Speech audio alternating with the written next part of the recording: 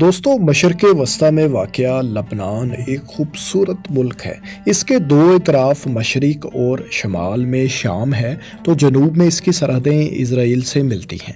پھر اس کے مغرب میں میڈیٹرینین سی یعنی بحیرہ روم کے نظارے اسے دنیا کے خوبصورت ترین ساحلی ممالک میں شامل کرنے کے لیے کافی ہیں۔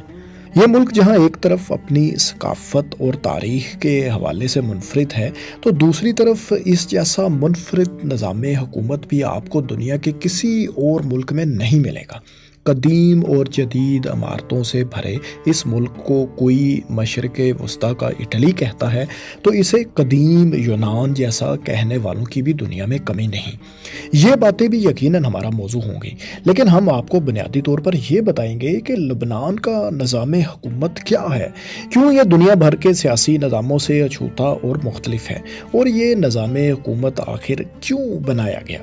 تو آئیے آپ کو اس ملک کی معلومات سے بھری سیر کراتے ہیں اور سب سے پہلے بات کرتے ہیں لبنان کے انوکھے اور مختلف نظام حکومت کی۔ دوستو لبنان نے جب فرانس سے 1943 میں آزادی حاصل کی تو ملک میں ایک منفرد نظام لایا گیا جسے کنفیشنلزم کہا جاتا ہے۔ یہ نظام آج بھی مختلف ترامیم کے بعد لبنان میں چل رہا ہے۔ یہاں یہ بتانا ضروری ہے کہ لبنان میں کنفیشنلزم ایک نیشنل پیکٹ کے تحت قائم ہے جو ایک لکھی ہوئی باقاعدہ تحریر بھی نہیں، تاہم اس پر باقاعدگی سے عمل ہو رہا ہے اور یہی نظام حکومت ہمارا موضوع ہے۔ تو جناب سب سے پہلے آپ کو یہ بتا دیں کہ کنفیشنلزم ہوتا کیا ہے۔ دوستو کنفیشنلزم ایک ایسا نظام ہے جس میں حکومت میں مذہب اور سیاست کو ایسے مختلف انداز میں تحفظ دیا جاتا ہے کہ اس میں مختلف برادریوں، مذاہب، سیاسی اکائیوں اور ادارہ جاتی طاقتوں کو مناسب نمائندگی کے طور پر تسلیم کیا جاتا ہے۔ لبنان کے دنیا بھر سے منفرد نظام میں 5 بڑے عہدے مذہبی بنیادوں پر تقسیم کیے گئے ہیں۔ صدر کا عہدہ صرف میرونائٹ کرسچن شخصیت کے لیے ہی مختص کر دیا گیا ہے۔ کرسچینٹی کے اس فرقے کا بحیرہ روم اور لبنان سے صدیوں پرانا تعلق ہے۔ ملک کے وزیر اعظم کے لیے سنی مسلمان ہونا ضروری ہے، جبکہ پارلیمنٹ کے اسپیکر کا عہدہ شیعہ مسلمان کو دیا جاتا ہے۔ بات یہیں ختم نہیں ہوتی بلکہ ملک میں نائب وزیر اعظم کا عہدہ بھی موجود ہے جو کنفیشنلزم کے حساب سے ہی کرسچینٹی کے ایک اور فرقے ایسٹرن آرتھوڈاکس کو دیا جاتا ہے۔ یہ فرقہ یونانیوں اور لبنانیوں کے امتزاج سے وجود میں آیا ہے۔ اسی فرقے کے پاس پارلیمان کے ڈپٹی اسپیکر کا عہدہ بھی ہوتا ہے۔ اس تقسیم سے جہاں ملک میں مذہبی ہم آہنگی قائم رکھنے کی کوشش کی گئی ہے، وہیں تمام مذاہب کی الگ الگ حیثیت کو بھی تسلیم کیا گیا ہے۔ لبنان میں کنفیشنلزم کی ایک اور کلاسک مثال بھی ہے، وہ یہ کہ یہاں مختلف مذاہب کے 18 فرقوں کو سرکاری سطح پر تسلیم کیا جاتا ہے۔ ان میں کرسچینٹی کے 12 اور اسلام کے 5 فرقے شامل ہیں۔ سرکاری سطح پر مسلمانوں کا ایک فرقہ ڈروز کو بھی قرار دیا گیا ہے، لیکن یہ فرقہ مسلمانوں سے مختلف شناخت رکھتا ہے اور مسلمانوں کے بنیادی عقائد سے اس کے عقائد نہیں ملتے۔ اسے عام طور پر مسلمان غیر مسلم فرقہ ہی قرار دیتے ہیں۔ لبنان کا 18واں گروپ یا فرقہ یہودیت ہے۔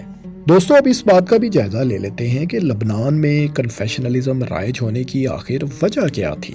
لبنان میں آبادی کی مذہبی تقسیم کو بنیادی طور پر اگر دیکھیں تو یہاں 2020 کے سٹیٹس کے مطابق 67%، 67% مسلمان، 32% کرسچنز اور 1% دوسرے مذاہب کے لوگ ہیں۔ یہ بھی ایک حقیقت ہے کہ لبنان میں کرسچنز کی آبادی گزشتہ 50 سال میں کم ہوئی ہے۔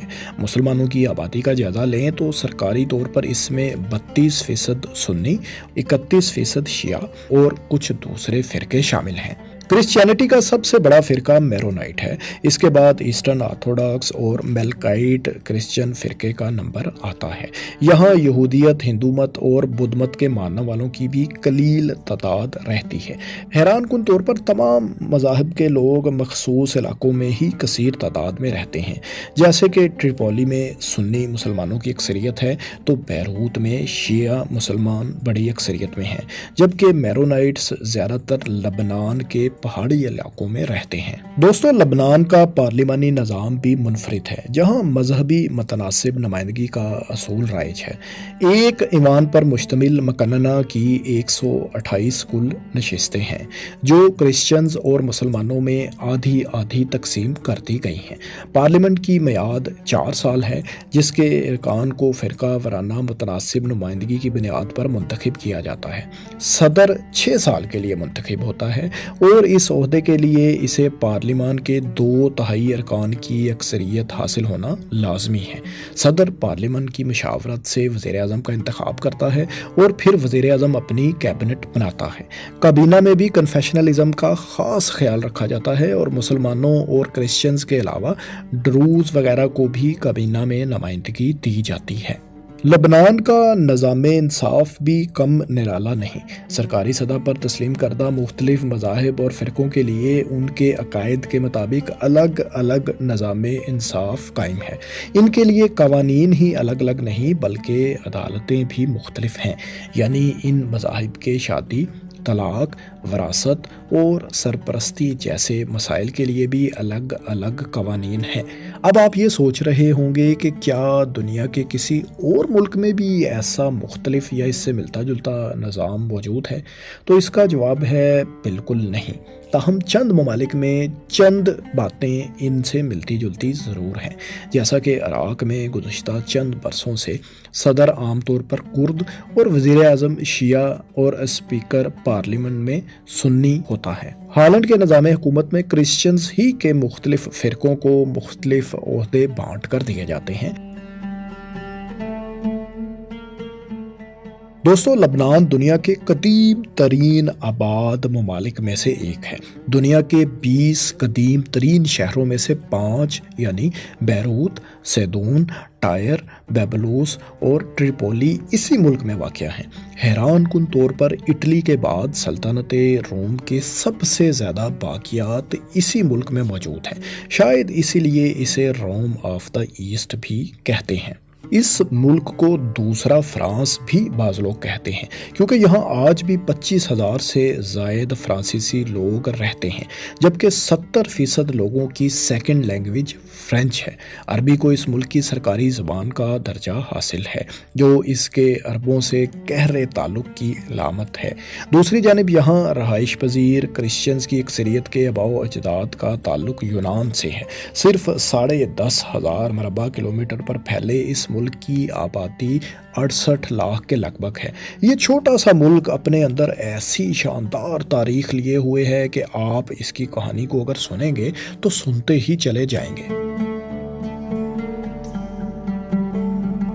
لبنان کے کئی شہر گزشتہ 8 سے 10,000 سال سے مسلسل آباد چلے آ رہے ہیں، جن میں سب سے پہلا نام بیبلوس کا ہے۔ یہ ملک یونانیوں کی مشہور نسل فونیشینز کا کئی سال تک مرکز بھی رہا۔ 64 قبل مسیح میں اس کو سلطنت روم کا حصہ بنا لیا گیا۔ 4 صدی عیسوی میں بازنطینی آ گئے اور یہ ملک عیسائیت کا ایک بڑا مرکز بن گیا۔ 7ویں صدی عیسوی میں خلافت راشدہ کے دور میں اس پر مسلمانوں کی حکمرانی کا آغاز ہوا۔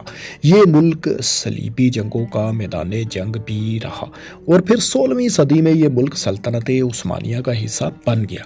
پہلی عالمی جنگ کے بعد سلطنت عثمانیہ کا شیرازہ بکھرا تو یہ ملک فرانسیسیوں کے زیر تسلط آ گیا۔ دوسری جنگ عظیم کے دوران 1943 میں آزادی حاصل کی، لیکن بہرحال فرانس کی فورسز اگلے 2 سال تک یہاں موجود رہیں۔ یہ ملک 1975 سے 1990 تک سول وار کی وجہ سے بری طرح متاثر ہوا۔ ایک طرف اس کے علاقوں میں شام نے تو دوسری طرف اسرائیل نے بھی قبضہ جما لیا۔ دونوں حملہ آوروں کا یہ قبضہ کسی نہ کسی شکل میں 2005 تک برقرار رہا۔ یہ ملک اس کے بعد بھی نہیں سنبھل سکا اور 2020 تک یہاں وقفے سے سول وار اور فسادات کا سلسلہ جاری رہا۔ لبنان کا شمار ترقی پذیر ممالک میں ہوتا ہے اور فی کس آمدنی تقریباً $2800 کے لگ بھگ ہے۔